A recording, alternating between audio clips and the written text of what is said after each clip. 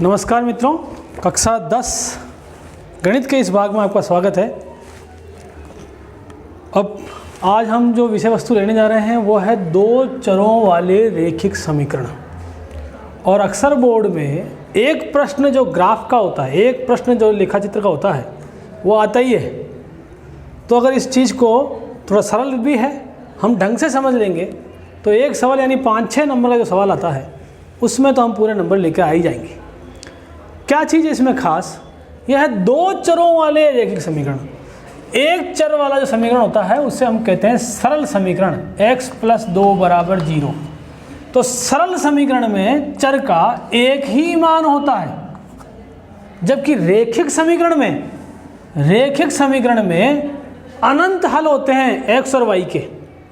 और इस रेखिक समीकरण से यदि ग्राफ पर कोई रेखा खिंच जाए तो प्रत्येक हल किसी एक बिंदु को दिखाता है और प्रत्येक बिंदु किसी x और y के मान को दिखाता है। ये हमको समझना आवश्यक है। तो हम यहाँ पर पहले इनकी, जैसे मान लिया ये दो तरह के समीकरण हैं। पहला समीकरण है a1x, जिसमें x के साथ गुणांक a1 है, y के साथ b1 है, और जिसके जो केवल संख्या है, जो केवल अचर पद है वो c1 है। ये पहली समीकरण है। जैसे मान लें कोई समीकरण है आपके पास 3x + 2y + 5 = 0। तो यहाँ a1 की जगह क्या आ रहा है 3, जो x का गुणांक है, जो x से गुणा होने वाला अंक है वही a1 है। y के साथ 2 है तो b1 का मान 2 है, c1 का मान यहाँ पर 5 है। तो इस तरह से हम मान लिया जो पहली समीकरण है उसका जो मान है वह a1x + b1y + c1 = 0। दूसरी समीकरण है a2x + b2y + c2 = 0। यदि ये दो प्रकार के समीकरण हम लें और इनको देखें तो हम देख सकते हैं कि अगर इनके गुणांक के अनुपात के हिसाब से इनका हल, रेखाएं और संगतता किस प्रकार से हो सकती है। यदि a1 में a2 का भाग लगाए, यानी a1 a2 का अनुपात b1 b2 का, a1 यानी पहले समीकरण में x का गुणांक, a2 यानी दूसरे समीकरण में x का गुणांक, a1 a2 में y के गुणांक b1 b2 का जो अनुपात देखें हम, और अगर ये दोनों अनुपात बराबर नहीं हैं तो जो हल है वो अद्वितीय, यानी दूसरा हल नहीं होगा, एक ही हल होगा। और रेखाएं क्या करेगी, प्रतिच्छेद करेगी, प्रतिच्छेदी रेखाएं होगी। और संगतता का अर्थ है कि ये जो हल होंगे वो संगत होंगे। और यदि a1 a2 बराबर हो b1 b2 के, बराबर नहीं हो c1 c2 के, a1 a2 का अनुपात b1 b2 के अनुपात के बराबर है, पर अगर ये c1 c2 का अनुपात के बराबर नहीं है तो कोई हल नहीं होगा। और रेखाएं जो होगी यहाँ पर समांतर होगी, यहाँ प्रतिच्छेदी होती है, यहाँ समांतर होती है। और ये जो संगतता है इसकी, ये असंगत होते हैं। a1 a2 यदि b1 b2 के बराबर है और c1 c2 के भी बराबर है, यानी तीनों अनुपात अगर बराबर है तो इस हल के अनेक हल होंगे। और रेखाएं जो होगी वो संपाती, यानी एक के ऊपर ही दूसरी रेखा आएगी, यानी हर बिंदु हल होगा, अद्वितीय हल होंगे, अनेक हल होंगे, और इनका हल हम संगत कहा जाएगा। तो इस तरह से हम हल किस प्रकार का ये ज्ञात कर सकते हैं, रेखाएं किस प्रकार की आएगी ये ज्ञात कर सकते हैं इन अनुपातों से, और संगतता किस प्रकार से आएगी ये भी हम ज्ञात कर सकते हैं। सवाल लेकर हम देखते हैं। जैसे वो अभी जो हमारे पास सवाल है 4.1, इस 4.1 में हम देखना चाहें, इसकी जांच करें। इस पहला सवाल है कि इनकी तुलना करो, इन अनुपातों की a1 a2 की, b1 b2 की और c1 c2 की, और ये युग्म संगत है या असंगत, ये बताइए। जैसे पहली समीकरण हम लेते हैं, बाकी आप कर लोगे। 2x, ये सवाल आते हैं तो 1 नंबर के सवाल आते हैं छोटे, तो अगर हम ये करेंगे तो छोटे सवालों को भी हल करने में आसानी हो जाएगी। +8 = 8 और 4x - 6y = 9। तो यहाँ हम देखें तो अगर इस रूप में लाना चाहें तो इस 8 को इधर लाना पड़ेगा तो माइनस का हो जाएगा, और 9 इधर लाएंगे तो ही माइनस का हो जाएगा। मतलब कुल मिला के चिन्ह का फर्क नहीं पड़ेगा, दोनों माइनस में होने पे माइनस कट जाएंगे। तो अगर ऐसे ही रखें तो a1 का मान या इस तरफ लाएं तो ये 8 इधर आएगा, तो समीकरण हो जाएगी 2x - 3y - 8 = 0। और ये समीकरण 4x - 6y -9 बराबर 0। तो पहली समीकरण में A1 का मान क्या है, 2 है, B1 का मान क्या है, 3 है, C1 का मान क्या है, -8। दो समीकरण में A2 का मान है 4, B2 का मान 6 और C2 का मान है -9। इनका अनुपात देखते हैं, हम पहले निकाल लेते हैं A1/A2। तो A1/A2 क्या आ रहा है, 2/4, यानी 1/2, क्योंकि 2 एकम 2 और 2 दूनी 4, 2 से दोनों संख्याएं कट जाएगी। ऐसे ही B1 B2 का मान निकाल के देख लेते हैं। तो यहाँ B1 क्या आ रहा है, -3, y के गुणांक, ऊपर क्या है, नीचे वाला समीकरण y गुणांक -6, माइनस से माइनस कट गया, 3 एकम 3 और 3 दूनी 6, तो ये भी 1/2, यानी A1 A2 और B1 B2 तो बराबर हैं। अब हम देखें C1 C2 की स्थिति क्या है। तो C1 C2 -8 और -9, यानी माइनस माइनस कट भी जाएंगे, तो ये 8/2। तो हम देख सकते हैं इनमें कि यहाँ A1 A2 बराबर है B1 B2 के, पर यह C1 C2 के बराबर नहीं है, यानी इस प्रकार का हल है ये।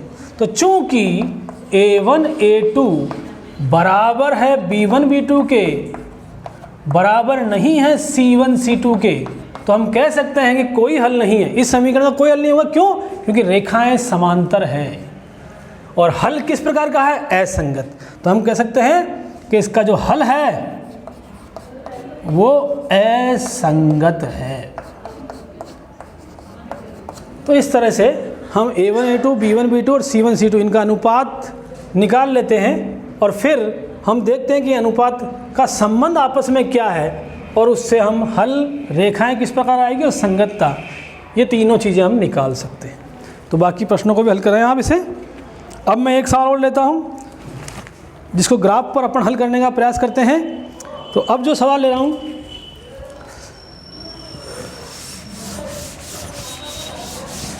देखें ये सवाल हमारे पास है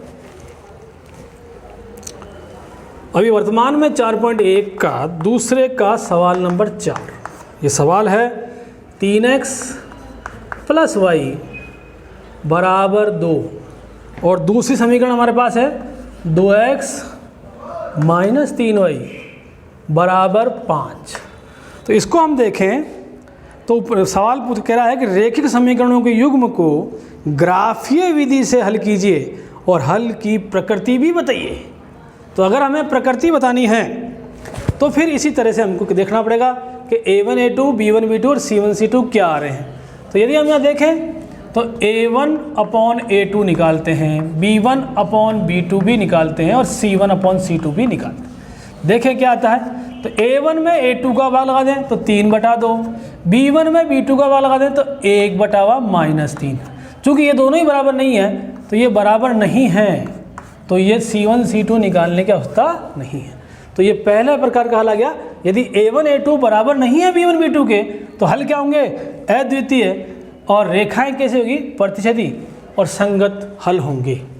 तो ये हम कह सकते हैं कि चूँकि प्रकृति निकाल ली कि A1 A2 बराबर नहीं है B1 B2 के, अतः जो हल है वो कौन से होंगे, अद्वितीय होंगे, द्वितीय नहीं होंगे, पहला ही हल होगा, एक ही हल होगा।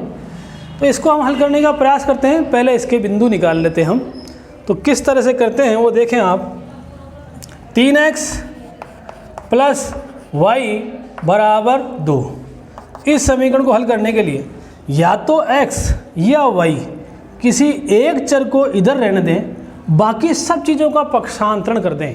पक्षांतरण में आपको ध्यान है, प्लस हो तो माइनस करना है, माइनस हो तो प्लस करना है ना, और गुणा हो तो भाग करना है और भाग हो तो गुणा करना है दूसरे पक्ष में।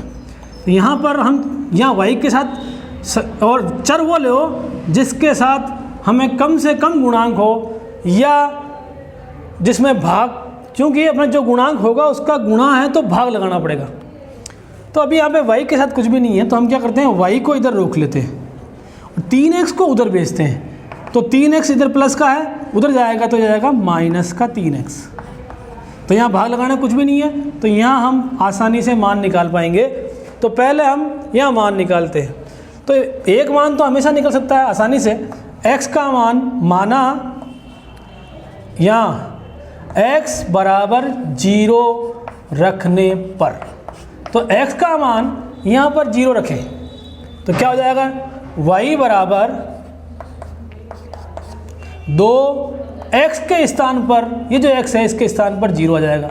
तो पहले x 3 से गुणा हो रहा था, अब 0 गुणा होगा 3 से, तो 0 से कोई भी संख्या गुणा होती है तो 0 आता है। तो ये y बराबर हो जाएगा 2 माइनस 0 बराबर 2।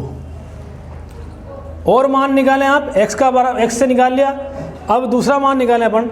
मान लिया यहाँ पे x का मान मैं 1 रखता हूँ, तो ये पहला मान।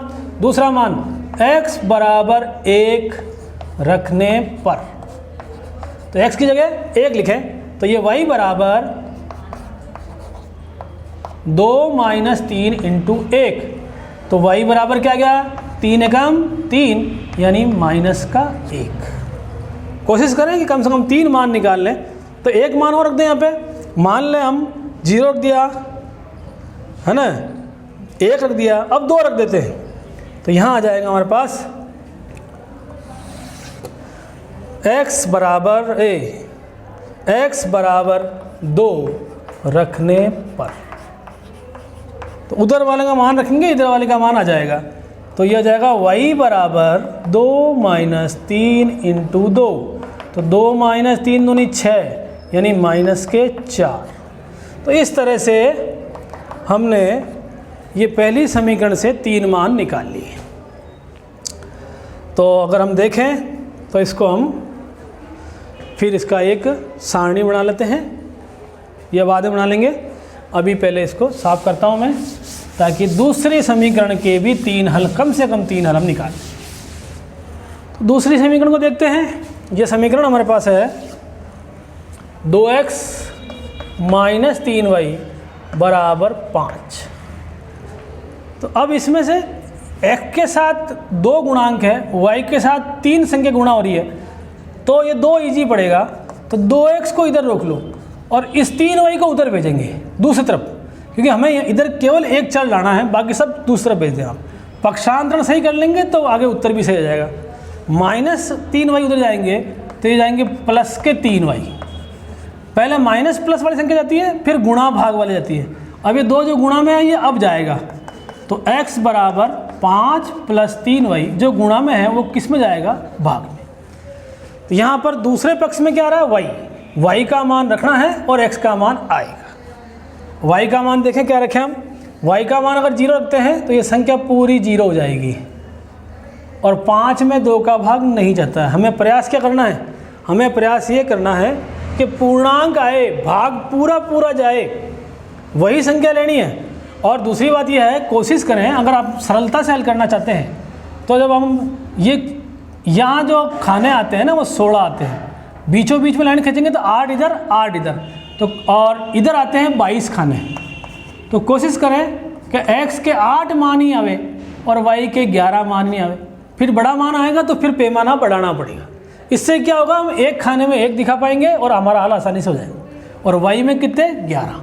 कोशिश करें, अगर नहीं होता है तो फिर पैमाना बढ़ा ले, 2 कर ले, एक खाने में 2 भी लिख सकते हैं, 5 10 जो भी है।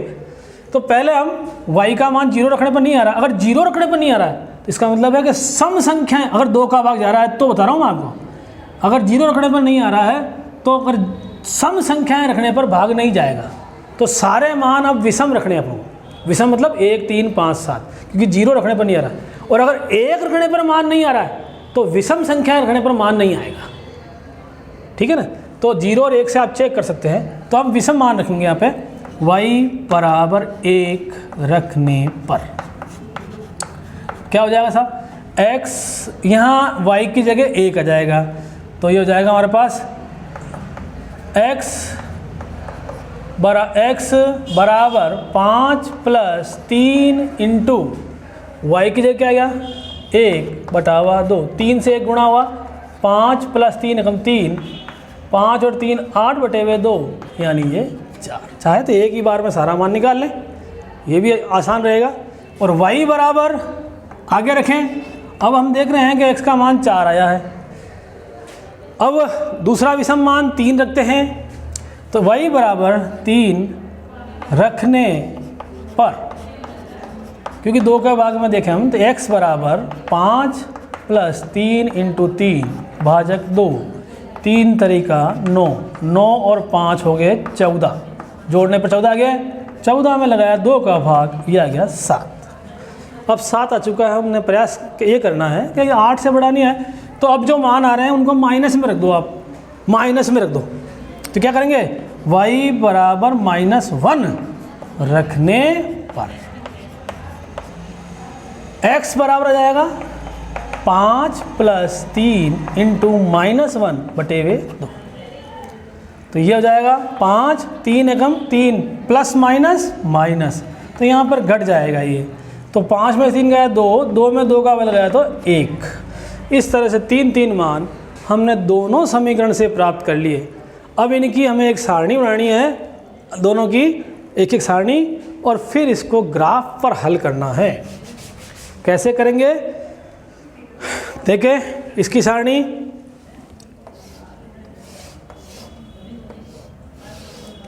और इसकी सारणी।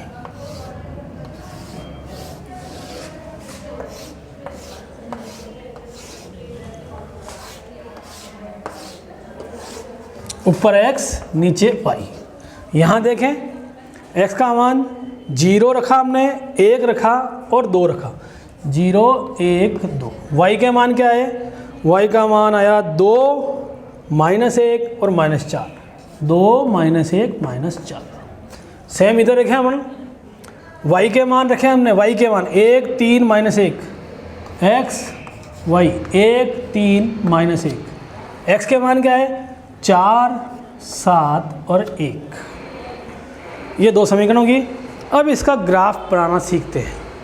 तो अगर यह आपने यहाँ पर पक्षांतरण सही किया है, केवल एक चर होना चाहिए, पक्षांतरण करें प्लस का माइनस, माइनस का प्लस, गुणा का भाग, और यहाँ पक्षांतरण सही है तो सारे मान अब सही जाएंगे। यहीं पे गलती होगी पक्षांतरण में, तो यहाँ गलत होने से मान भी गलत आएंगे और सारा सवाल ही गलत है। तो पक्षांतरण बड़े ध्यान से करें। अब करते हैं हम लोग, इसका ग्राफ बनाते हैं।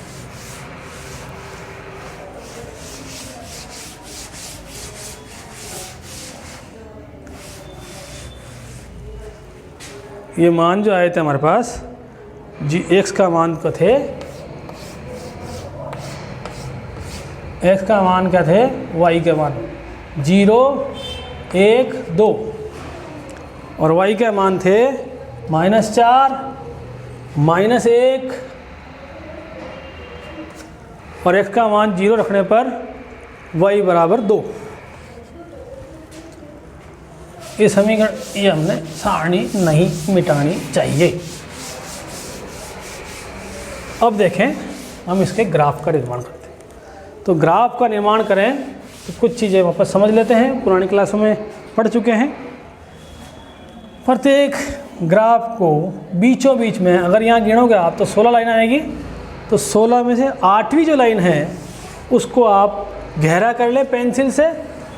इसी प्रकार इधर गिनोगे 22 लाइन है, 11वीं लाइन को आप गहरा कर लोगे पेंसिल से। तो ये जो क्षैतिज अक्ष है ये x अक्ष है, और ये O है, ये x डैश है, ये ऊपर y है, ये O है और ये y डैश है।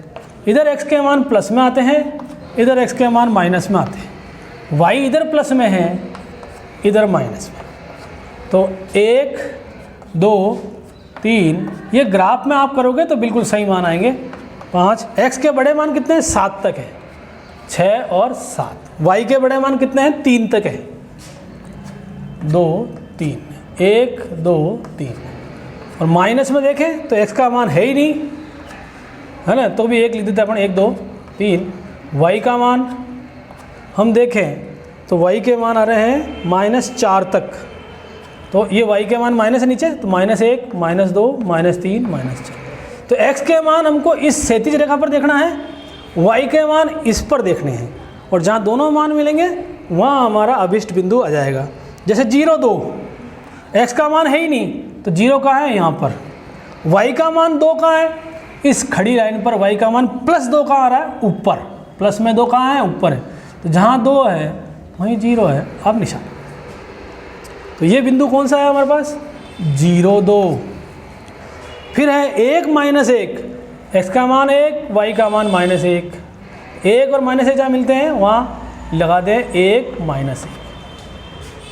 2 - 4, x का मान 2, y का मान 4, तो y का मान -4, 2 और -4।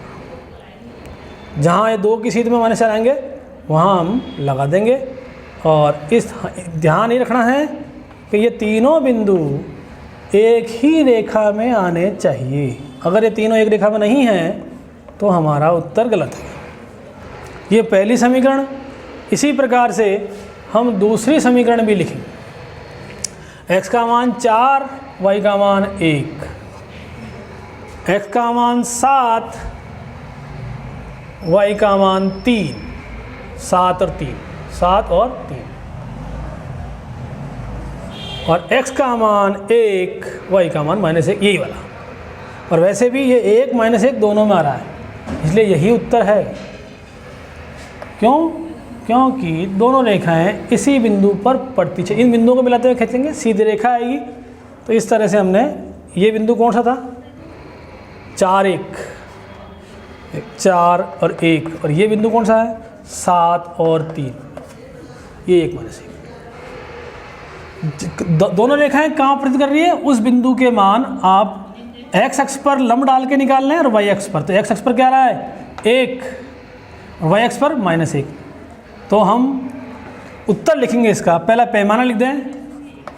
पैमाना क्या लिखेंगे? दोनों अक्षों पर हर खाने का मान क्या है? तो x अक्ष पर कितने का अंतर है? 1 का अंतर है। y अक्ष पर कितने का अंतर है? y अक्ष पर भी 1, 2, 3, 1 का अंतर है। तो हम पैमाना लिखेंगे, एक बड़ा खाना या 1 सेंटीमीटर ये बराबर 1 इकाई। और चूंकि दोनों अक्षों पर यही है तो हम लिख देंगे दोनों अक्षों पर। अब उत्तर लिखेंगे इसका, चूंकि दोनों रेखाएं बिंदु 1 -1 पर प्रतिच्छेद करती है,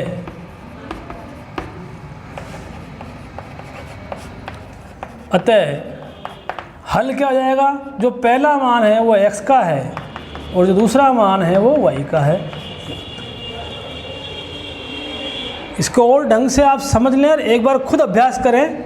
हाँ, एक बिंदु निकालने का अभ्यास करें, फिर ग्राफ बढ़ाएं, उत्तर निकालें, क्योंकि ये 5-6 नंबर का एक सवाल तो आना ही है। इस तरह का करें आप। इसका एक सवाल कर लेते हैं जो बोर्ड में काफ़ी बार आया हुआ है, बहुत IMP मोस्ट IMP सवाल है, उसको हम कर लेते हैं। उसके बाद हम इसको समाप्त करें। देखें,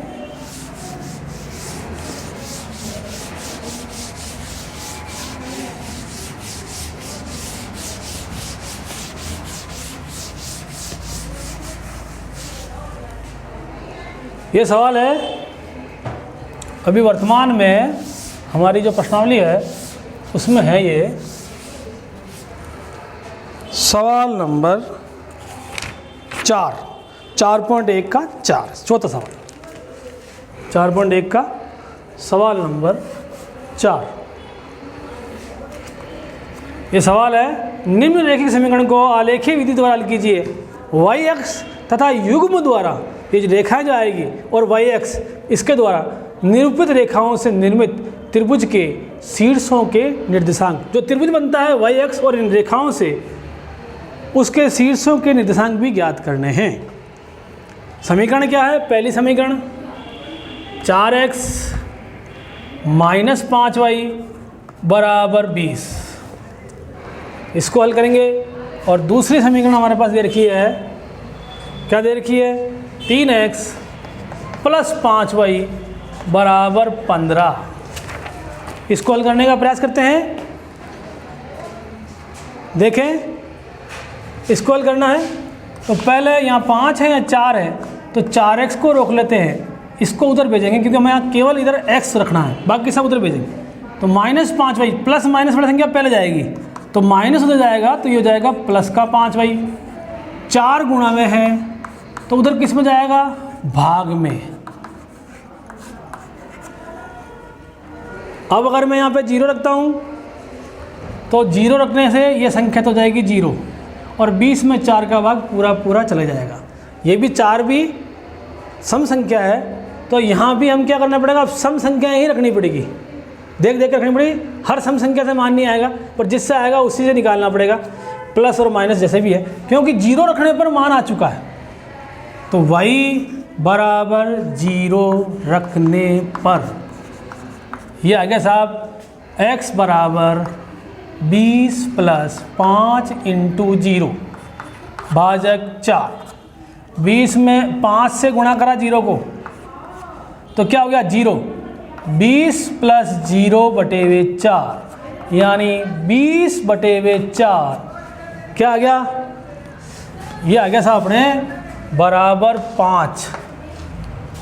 आगे देखें y बराबर, अब यहाँ पर हम 2 रखते हैं, तो 5 दूनी 10 रख के देख लें आप चाहो तो, क्योंकि अगर 2 रखोगे तो 5 दूनी अपने 10 आ जाएगा और 20 और 10 30 हो जाएगा। 30 में 4 का भाग पूरा पूरा नहीं जाता, हम जाते हैं पूरा पूरा भाग जाए, इसलिए 2 नहीं रख सकते हम। 4 रखें, 4 रखने से जाएगा, पर 40 आएगा और x का मान जब 40 में 5 चौक 20 अभी 40, 4 का भाग 10 आएगा। तो अगर मान बड़े आ रहे हो तो मान माइनस में रख दो आप, तो यहाँ पर रख देंगे हम y बराबर -4 रखने पर x बराबर 20 + 5 - 4, 20 5 चौक प्लस माइनस माइनस 5 चौक 20, 20 में से 20 गया 0, 0 में 4 का भाग लगाएं तो 0, 0 में किसी भी संख्या का भाग लगाएं 0 ही आएगा। और देखें y बराबर 4 से नहीं बैठा, अब रखते हैं हम लोग 6 पंजे 30 से नहीं बैठेगा, है ना, 8 पंजे 40, 8 -8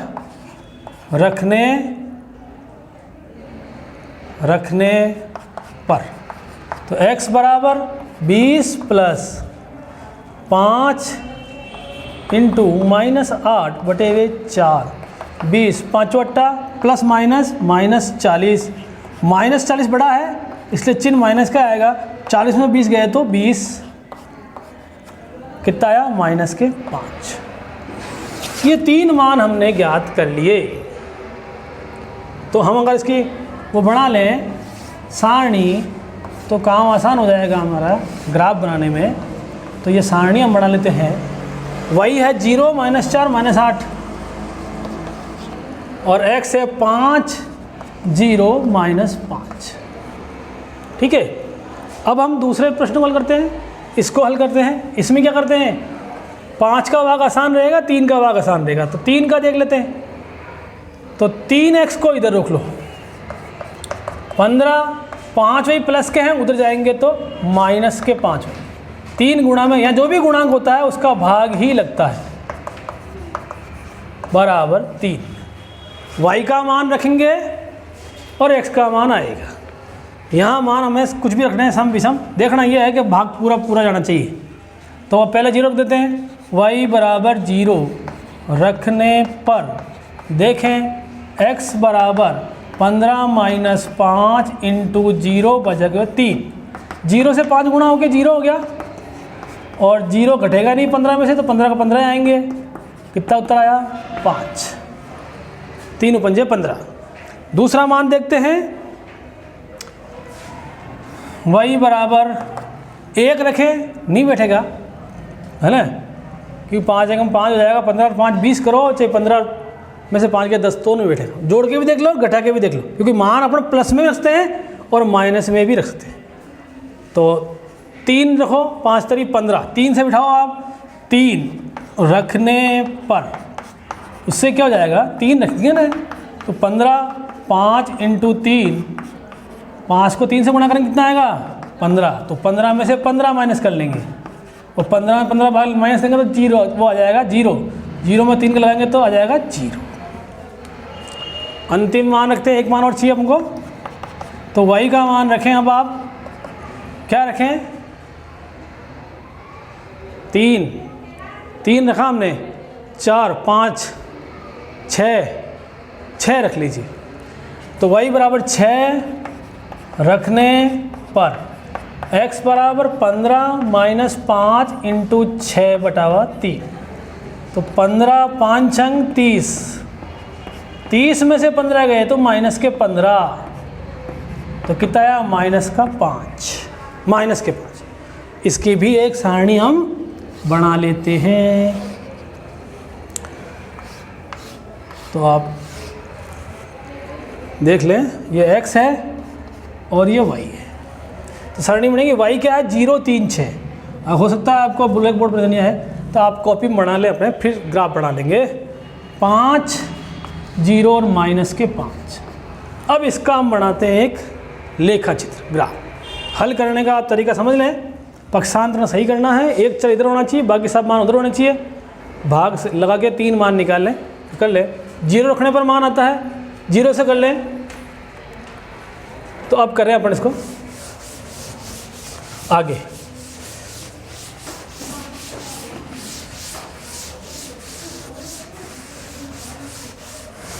ग्राफ बढ़ा लेते हैं इसका एक बढ़िया, फिर देखते हैं। तो वही तरीका जो पहले बताया मैंने आपको, 4 इससे करेंगे, 22 16 है तो 8वीं लाइन 22 है तो 11वीं लाइन।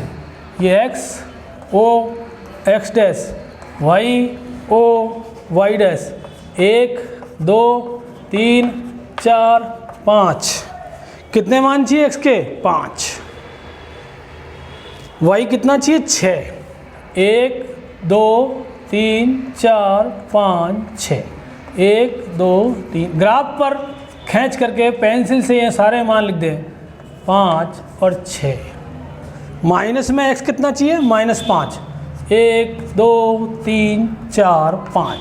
-1 -2 -3 -4 -5। y अक्ष पर देखें -8। तो ये आप ग्राफ में जब बनाओगे तो आसानी से बन जाएगा आपका। -1 -2 -3 -4 -5 -6 -7 और -8 y। हल करें हम। पहला मान x का 5 है, y 0 है। x 5 y 0, x 5 y 0 है ही नहीं तो यहीं पे आ जाएगा। तो ये 5 0 0 -4 x नहीं है, y है -4 में, तो x मान 0 यहाँ पे होता है। जहाँ y का मान है वहीं आ जाएगा 0 -4। x का मान -5 और y का मान -8। तो -5 की सीध में -8 के नीचे ये मान आ जाएगा हमारे पास -5 -8। इन तीनों मान को मिलाएंगे तो इस समीकरण से तीनों एक सीधी रेखा में आने चाहिए। आप देख लें। अगली समीकरण हम देखें 5 0।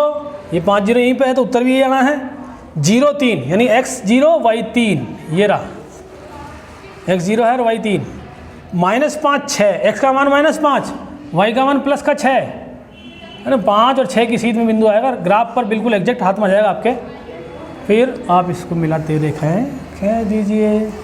अब इसने बोला था कि जो y अक्ष है और ये जो 2 रेखा आई है, इनसे जो त्रिभुज बना है ये वाला, इसके तीनों शीर्षों के निर्देशांक और उत्तर ज्ञात कीजिए। उत्तर तो क्या आएगा, जहाँ दोनों रेखाएं एक दूसरे को प्रतिच्छेद कर रही है यहाँ पर, तो इसका उत्तर क्या है 5 0। उत्तर हल क्या आया, x बराबर 5 और y बराबर 0। तो पहला शीर्ष तो ये आ गया। दूसरा शीर्ष अगर यहाँ निकालेंगे तो इस शीर्ष का मान क्या रहा है, y का मान 3 है और x है ही नहीं 0, और इस शीर्ष का मान है 0 -4। तो अगर ये ABC मान दूँ मैं इसको, तो बिंदु त्रिभुज के शीर्ष बिंदु A के निर्देशांक क्या जाएंगे 5 0, B के क्या जाएंगे 3 0 और C के क्या जाएंगे 0 -4। तो इस तरह से हमने ग्राफ द्वारा 2 चरों वाली रेखा समीकरण को हल करने की विधि का अध्ययन किया। मुझे आपसे अपेक्षा रहेगी कि इस सवाल को ढंग समझें और इसको वापस खुद करें, उसके बाद मिलाने का प्रयास करें कि क्या सही है क्या गलत है। और आप जब आपको समझ में आ जाए तो बाकी के प्रश्नों को भी हल करें। जितना अभ्यास करेंगे उतना आप प्रवीण हो जाएंगे गणित में। तो फिर वही बात, अच्छा लग रहा हो आपको तो इसको शेयर करें, लाइक करें, कमेंट बॉक्स में अपने सुझाव जरूर लिखें, सब्सक्राइब कर लें ताकि नए वीडियो की जानकारी आपको तुरंत मिल जाए, और अधिक से अधिक शेयर करें, सभी बच्चों तक पहुँचे, सबका कल्याण हो। धन्यवाद।